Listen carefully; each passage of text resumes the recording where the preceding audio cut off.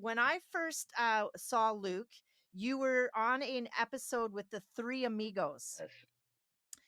Yes, and you were talking about your recovery story, and I can't remember who the guest was on that day, but I was obviously following them. And one thing that I noted is how transparent everybody was being about their journey, the accountability, the vulnerability.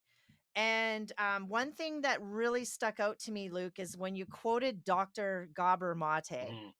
And you mentioned it's not about what the addiction is, it's why the addiction. So let's just start from there. Yeah, I guess that is a good start because now where my journey is, I've dug more into that. I've shared with you of like starting to go through therapy.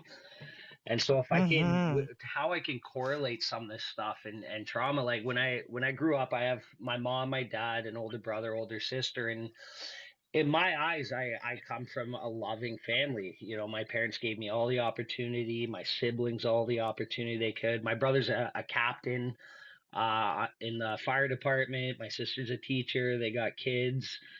But me as young, I remember where stuff kind of changed for me when I was young was I got diagnosed with a learning disability and ADHD.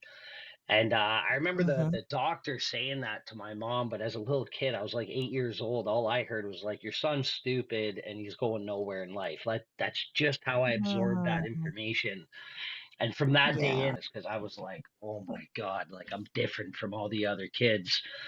And so, Yeah. yeah, right. So growing up, I was very hyper, ADHD, and I was one of those kids that always just pushed the envelope, eh? Like when someone said, "Don't do that, you're gonna Mhm. get in trouble," I'd be like, "Well, how much trouble am I gonna get into? Or don't do that, Luke, you're gonna Mhm. get hurt." Mhm. Well, how much am I gonna get hurt? Let's try it, right? I was always that kid going against the grain.